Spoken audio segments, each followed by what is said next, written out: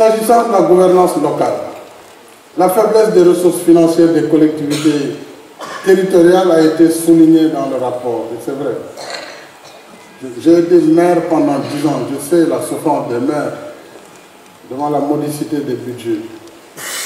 Mais il convient aussi de souligner l'importance des programmes d'appui aux communes, qui ne sont pas souvent calculés dans les transferts faits aux collectivités. Qu'il s'agisse du PACASEN, dont les ressources s'élèvent à plus de 130 milliards de francs CFA, ou du PNDR, ou encore des autres programmes d'appui, tout comme les budgets exécutés par l'État dans ces territoires, il faudrait qu'on évalue donc l'ensemble de ces transferts, et non pas seulement les crédits transférés à travers le fonds d'équipement des collectivités ou le fonds de dotation de la décentralisation. Le bilan objectif aurait été de prendre tous les transferts en matière d'investissement que l'État fait dans les collectivités, auxquels il faudrait ajouter les fonds qui sont mis à leur disposition. Mais nous sommes conscients que cela ne suffit pas. Il faudra donc parfaire notre réflexion sur la fiscalité locale, sur la CEL, qui est la fameuse contribution qui a remplacé la patente.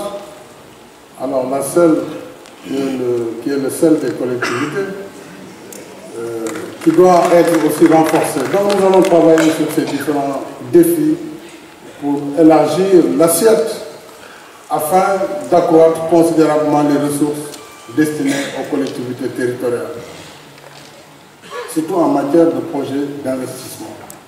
En ce qui concerne la gouvernance économique, avec la mise en œuvre de la phase 1 du plan Sénégal émergent, le Sénégal a connu une nouvelle dynamique de croissance grâce à l'accroissement des investissements publics.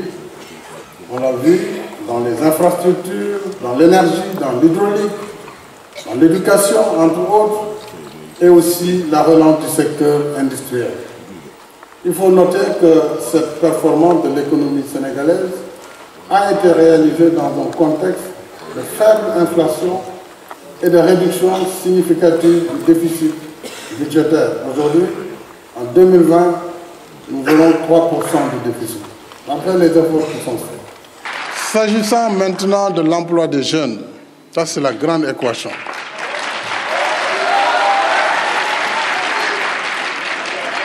La mise en place de la délégation à l'entrepreneuriat rapide, la DER, pour les jeunes et les femmes, qui vise l'insertion et l'auto-emploi des jeunes. Parce que c'est là où les universités doivent nous aider, surtout nos universités francophones. On ne peut pas former toute la population estudiantine pour devenir des fonctionnaires. Ce n'est pas possible. Donc il faut que l'entrepreneuriat soit inculqué dans les curricula, comme ça se fait dans les universités anglo-saxonnes, pour que les jeunes qui étudient puissent être également quelqu'un qui entreprend et qui, s'il est accompagné avec un financement, peut créer son entreprise, sa start-up, lui-même sera pourvoyeur d'emploi d'autres jeunes.